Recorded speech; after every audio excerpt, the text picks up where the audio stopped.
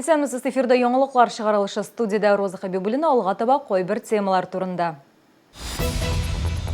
1 сентябрьдәме 2-семе билим бәйрәме уңайыннан мәктәпләрдә тантаналы линейкалар койсы көнне узачак. Гөлләр урамда гына түгел, хәтта подъездда да үсә. Шәһәрдәшләребез чәчәкләр фестивалендә катнаша. Бу хакта тулырак Мәрьям Файрушина. Зур спорт бәйрәме. Пляж волейболы буенча ачык турнир 50ләп команданы бергә туплады.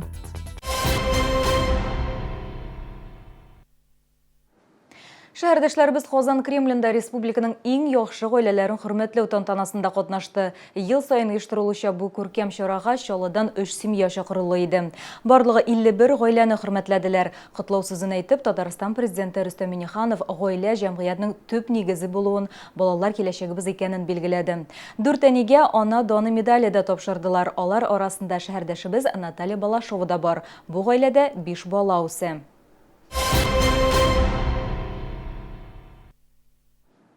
Берничә көннән яңа уку елы башланачак. Билим бәйрәме уңаеннан тантаналы линейкалар гадәттәгечә 1 сентябрьдә түгел, 2-сендә булачак. Бу хакта Мәгариф һәм яшьләр эшләре идарәсендә хәбәр иттеләр.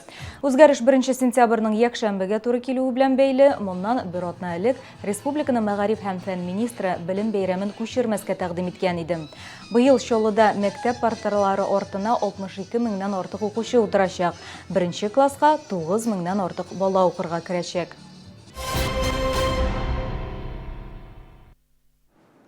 Акварель 2019 шәһәрдә елдагы чәчәкләр фестивале узачак. Анда төрле оешмалар, территориаль иҗтимагый үзидарәләр һәм барлык теләүчеләр катнаша ала. Бәйрәмне үткәрү урыны булып гадәттәгечә мәйдан кала бирә. Бәйрәм берничә номинациядә оештырыла. Фестивальнең кайбер финалистлары белән Мәрьям Файрушина очрашты. 17:01 йортын менә шундый матур гөлләр бакчасы бизи. Биредә төрле чәчәкләр үсә. Буларның барысы артыннан да йортта яшәүче актив шәһәрдәшләребез карый. Гортензия, флокслар һәм эхинацеялар. Бу әлеге бакчада үсүче чәчәк төрләренең берничәсе генә. Шәһәрдәшләренең тырышлыгы бушка узмаган. Бакча Акварель 2019 конкурсы финалына узды. Эта клумба благоустроена жителям дома 1701 Ольгой Станиславной Бородулиной. Где-то около 80 видов растений здесь. И начинают они цвести, можете даже в следующий апрель прийти, а в апреле уже начинают тут нарциссы, уже начинают ландыши, начинают уже цвести. И цветет, значит, с апреля, даже только чуть сойдет снег, и до самого там чуть ли не ноября. Гөлләр йорт яны территориясын гына түгел, баскыч мәйданчыгында бизи. 39-11 йорты буенча җаваплы Тәнзилә Бәширова иң яхшы подъезд номинациясендә катнаша. Идәне чиста, тәрәзәләрендә хәтта шелтәрләр дә бар. Ухаживать итәләр, сулар сибәләр.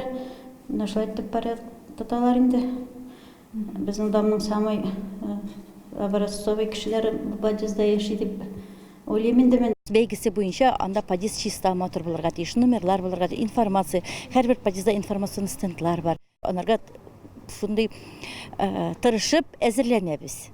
Чәчәкләр фестивале 30 августта мәйдан яны территориясендә узачак.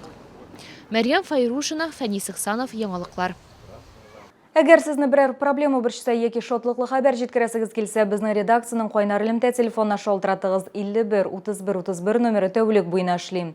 Кыска гудоктан соң хәбәрегезне калдырыгыз, безнең хәбәрчеләребез сезнең белән элемтәгә кереп, проблемагызны хәл итәргә булышыр. Шалтыраткач исемегезне һәм телефон номерыгызны калдырырга онытмагыз.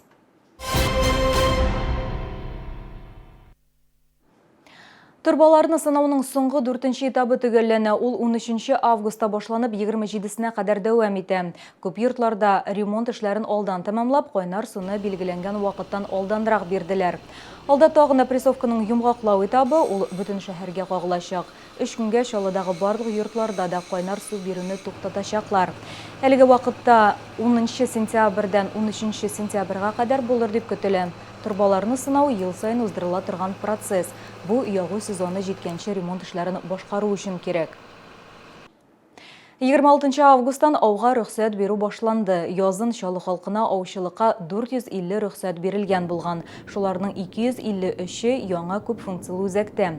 Шәһәрдәшләрдән ауға рөхсәт алу үшін үзләре белән паспорт, аушылық билеты һәм 650 сум күләмендә дәүләт пошлинасы түләү турында белешмә сорала. Көзге ау 7 сентябрьдән алып 31 декабрьгә кадәр дәвам итәчәк. Шәһәрдәшләр өчен Скандинавия йөреше буенча осталык дәресләре дәвам итә. Аларның чираттагысы 27 августта Шишкин бульварында һәм 29 августта Тукай яр буенда узачак. Шөгыльләр көндезге сәгать 3-тә башлана, аларда катнашу бушлай. Тәҗрибәле инструкторлар таякларны сойларга дөрес итеп йөрергә өйрәтә. Ә инде җәйге сезонга йомгак буларак 6 сентябрьдә яр буе мәйданында Скандинавия йөреше буенча ачык фестиваль узачак. Ул сәламәтлеккә җиңел адымнар белән дип атала. Анда теләге булган һәркем катнаша ала. Дельфиннар, Түбәтәй башнясы, Ташбакалар барда кумнан ясалган. Мәләкәс елгасы яр буенда 2нче шәһәр күләм ком шәһәре фестивале үтте.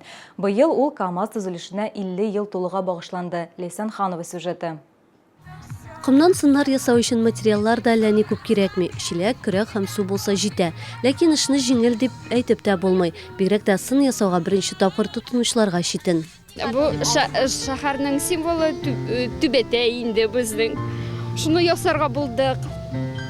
Ясаганыгыз бар идеме? Юк, беренче тапкыр килеп ясыйбыз монда.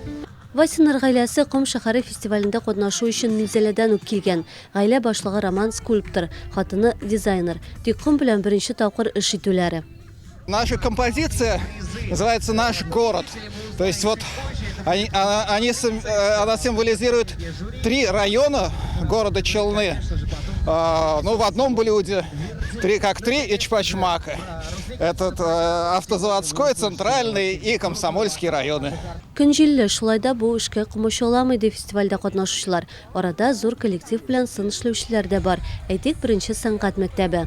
Без ясыбыз дельфин, аның баласы и краб. Вот. Нигә нақшушы образы салатыгыз? Ну, безнең монда су янында нәрсә ясап була инде, бит. Иң кызыгы шул инде. Бала чага аны күрми, менә без күрсәтәбез. Фестиваль чалда 2нче ел рәттән оештырылды. Лейсан Ханова, Сергей Вильданов, Яңалыклар. Тугай яр буенда зур спорт бәйрәме Чаллыда пляж волейболы үзәге ачылды. Аның кысаларында республика командалары катнашында ачык турнир да оештырылды.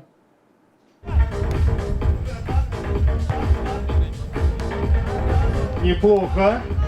Пляж волейболы буенча 3 көнлек турнир 50ләп команданы бергә туплады. Катнашучылар республиканың төрле шәһәр районнарыннан Чаллы, Азнакай, Түбән Кама һәм башкалардан ярышлар яңартылган мәйданда узды. Бүгін бик зур бәйрәм. Ашабыз яңа центр пляжный волейбол буенча.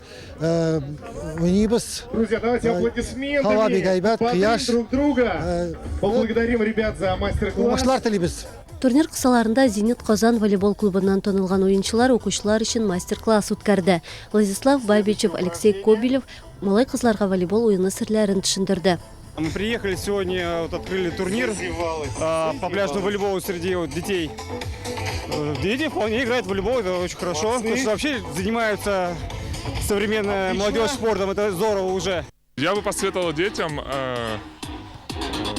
поставить самые высокие цели и идти к ним, невзирая ни на что. Вот. Пожелал бы им, конечно же, здоровья, без травм. Вот. Ну и всегда слушать тренера. Игра в волейбол учит дисциплине, она учит взаимовыручке и взаимопониманию. Турнир 5 категория буенча үтте. Җиңүчеләргә кубоклар, диплом һәм призлар тапшырдылар. Лейсан Ханова, Сергей Вильданов, Яңалыклар. Бүгенге менәшләр, мин сезнең белән сау булашам, исән сау булыгыз. Только 2 недели земельные участки по сниженным ценам. Берег Камы, Сосновый Бор и живописные пейзажи. Земельные участки в Тарловке. Звоните прямо сейчас. Аттестационный пункт «Надежность» проводит аттестацию сварщиков и специалистов сварочного производства по НАКС, а также все виды контроля сварки и металлов. Телефон 70 76 20.